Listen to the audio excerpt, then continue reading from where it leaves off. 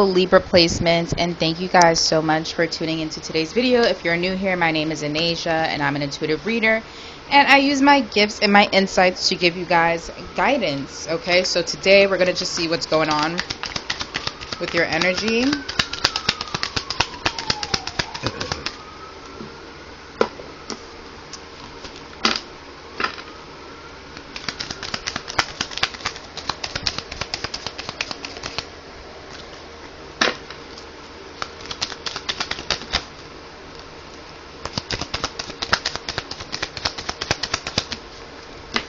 Too many cards. Ooh, shit. You know, it's so funny. I was like, should I switch the deck that I'm using? Let's see. Alright, we have the Hermit, we have the Nine of Chalices, and then we have the Justice card, which is your card, Libra. Justice. Alright, so I definitely feel like right now you are taking a break to focus on you. I definitely feel like, you know, you could have been dating before, putting yourself out there and talking to people and stuff. But I think now you're more so focused on you and your own growth, per se. I think that you realize a lot of your time and energy was spent kind of like focusing on romantic connections. I'm not saying like you fully was focused on them, but I'm saying like sometimes they were a distraction to you. You know what I'm saying? Hold on, sorry.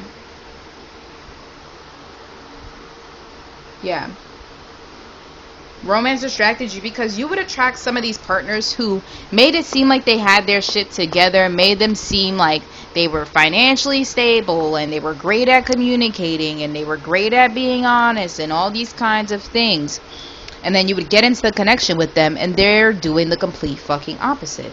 They're lying, they're manipulating, they don't have their shit together and stuff like that. And then they come back around and apologize for giving you this like false reality, giving you this false illusion that like things are better than they actually are. And then like Spirit is like, sometimes you forgive people because it's just like, you're like, oh, well, at least they apologize. You know, it's hard to apologize. And, you know, most people ghost people nowadays. And so it's like you try to justify these people coming back in your energy. I'm not saying you make it easy for them, but I am saying that, like, you know, they be fucking up. And the grace that you give is very kind. Like, people like to make it seem like you're cold-hearted and you're mean and stuff like that, but I really think, in all honesty, you be willing to give people the chance. If they come back and they're like honest and they're willing to be upfront with you about like the things that they've said and done in the past, I think that you're able to look forward and push past these things, right? But most of the time these people don't want to do that. They kind of want their cake and they want to eat it too. It's kind of like they want to make it seem as if though, it's hard to describe. It's like people be fucking up in your life and then they come back into your energy and then they be wanting you to like prove to them that they should accept you back. But it's like, bitch, you fucked up and you want to be in my energy. It's weird. It's like people know they fucked up with you, but they want to make you kind of like win them back over or kind of make you prove yourself to them. And that's not something that you're dealing with anymore. Got a lot of toxic friends and a lot of exes like this. Yeah, seven of wands. These motherfuckers wanted you to jump over hurdles to prove that you love them. Get the fuck out of here. Look at this. We have the 7 of wands popping up here. They literally wanted you to like jump through hurdles to kind of like prove to them that like you were loving or you were worthy and stuff like that. Whoever this was, they wanted you to prove yourself to them. Could have been a Gemini placement. I did hear Gemini. Alright. I definitely feel like you are no longer pouring into people who no longer pour into you. I feel like you always have this habit of like overgiving and oversharing. This could be somebody who smokes weed. Maybe you smoke weed, this person smokes weed, but Spirit, I just saw 420. So maybe this person is like a heavy stoner. But yeah, I definitely get the sense that like you're not pouring into people who do not pour into you. It's like reciprocation or nothing. And you're like, if I can't have reciprocation, well then me and you just don't need to be talking. Me and you just don't need to be speaking. Right? Because I feel like you're tired of pouring your happiness onto other people. I feel like that's why people like coming around and exes like coming back and people like being in your energy and stuff like that, because it's just like they could be in a sad mood, they could be in a drained mood. This could be a Leo placement. Leo, we have Leo popping up here, or you could have Leo in your chart. But they could be in a sad mood and then they come around you and they get in your energy, and then all of a sudden they feel better again, they feel happy again, they feel content again, they feel like it's like they're almost as if though like they're lost before they find you, and then they come into your energy and then suddenly they feel like they found direction, right? And Spirit is like, you're tired of that. You're tired of having people have their awakenings come through you. I feel like a lot of the times you date people, you become friends with people, get closer to certain family members, whatever the case may be, and then you go through an awakening period where they have to learn a lesson through you by treating you shitty. They don't have to treat you shitty, but they do it, and then they end up learning a lesson through that. Sounds crazy, right? But yeah, a lot of the times you are lessons for people. And it's so funny because in the beginning of your reading, I did pull the Justice card. You know, I do feel like a lot of the times you are the kind of individual who you can forgive, but you don't forget shit. You don't forget shit. You keep everything in your mind of what the person has said to you, done to you, acted towards you, anything like that. And so I feel like this is a connection that needs to end, but it keeps on dragging out longer than it needs to because this person isn't fully ready to let you go. I'm hearing, baby, please don't go. If I wake up tomorrow, will you still be here? That's my Mike Poisner. But yeah, I feel like every time this person is not talking to you or in contact with you, they get stressed out. Pisces placement could have significance. We have Pisces and Leo. But yeah, they get a little stressed. It's like, at first they're like, yeah, I'm cool with us breaking up. I'm cool with us not connecting and stuff like that. And then they have to experience it and they're like, you know what? Never mind. They get upset. They get frustrated. They're like, this is not what I wanted. This person wants to have their cake and eat it too, honestly. They give me this. They have this vibe of like, things have to go their way majority of the time. And this is like the 8th time this card has popped up. This is the Ace of Wands. Like, this person wants to move things forward with you, but unfortunately, if you do move things forward with this person, you're going to have to settle a lot. You have to compromise a lot. Compromising with things that you don't even want to be compromising on. You know what I mean? And your guides are trying to tell you that, like, you don't have to put up with any of this. You choose to put up with these kinds of things, but you don't have to put up with any of this. Alright? Because I genuinely do feel like whoever this is that's chasing after you, they don't resonate with you. But I do feel like they're going through judgment. Your spirit team whooped that ass. They didn't believe how divinely protected you were until spirit started whooping their ass. And the way your spirit team whooped their ass, it wasn't more so physical. I mean, it was a little bit. I think their finances took a little bit of a hit. But I think it was their mental, their dream state, their mind, their thought process on a daily basis. It's like every time this person wanted to stop thinking about you, every time this person wanted to stop talking to you or stuff like that, they just kept thinking about you all the time. I'm hearing Foot Locker. Your person could work at a sneaker store, be a sneakerhead, own a lot of like sneakers or something like that. Or Spirit is trying to tell me that they're like normally the runner in the connection, because Foot Locker just popped up randomly. So I definitely feel like, you know, this is a connection that Spirit has been trying to show you over and over and time again.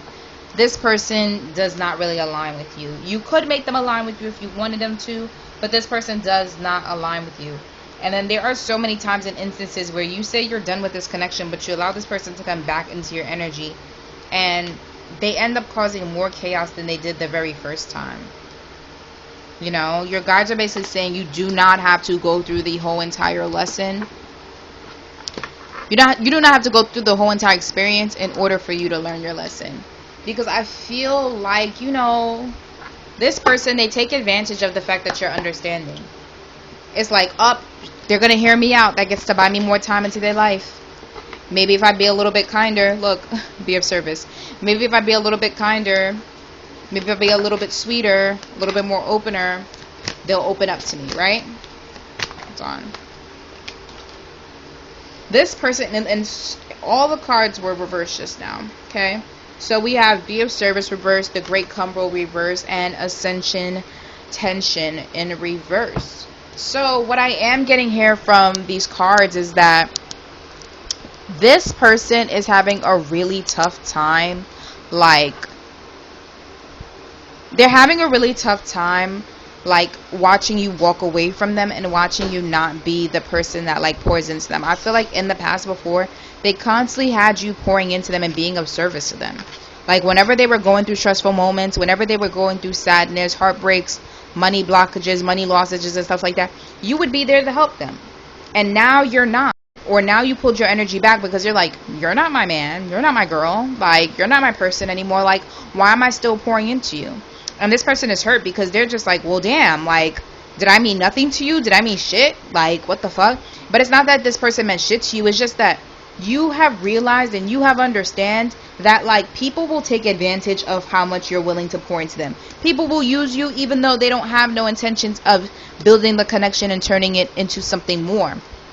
And you honestly, truthfully understood that and learned that, and that is literally why 222 on the clock. That is literally why you decided to walk away. You were like, I'm done with this. I'm not putting any more effort into this connection. And I think that you made the right decision only because this connection is stopping you from fully growing. Like, you have to settle a lot by being with them.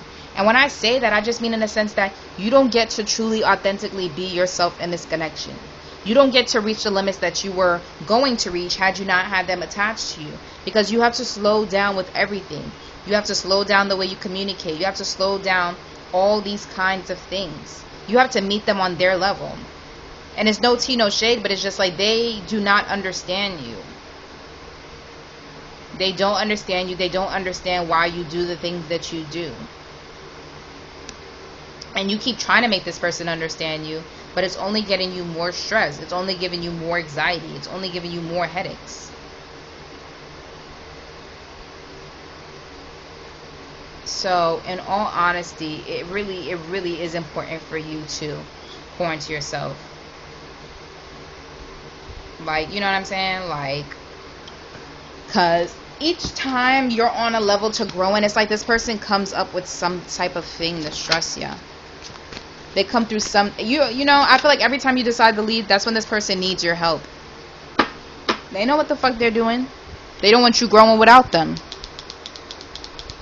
They see you growing, awaken manifestations. They see you growing, but they do not want you experiencing that growth without them. How dare you experience that growth without them?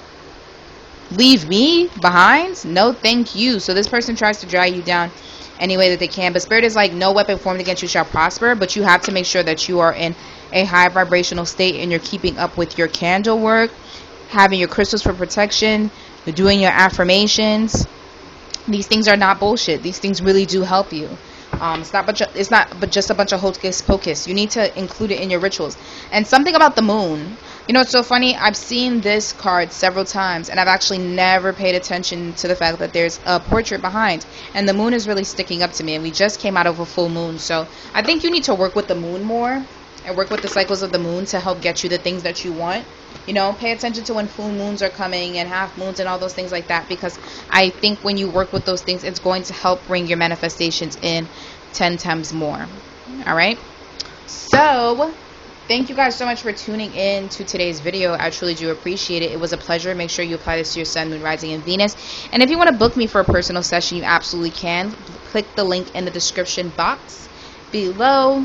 And don't forget to like, subscribe, and comment if the message resonates with you, because then I can push out more videos for you guys. All right? Have a great day.